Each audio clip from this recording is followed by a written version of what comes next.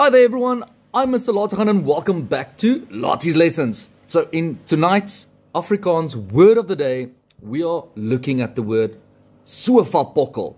What a wonderful South African word. Not a lot of Afrikaans people even know this word, and if you directly translate it, it basically means couch potato. Sofa-pokkel.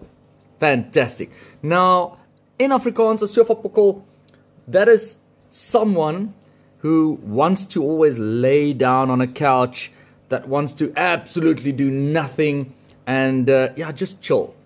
So let's utilize it in a sentence, and I'm thinking, na die lang week was ek 'n regte sofa-pokkel. Ek het op die bank gelê en net TV gekyk. Let's translate that. After a long week, I was a real couch potato. I just lay down on the couch.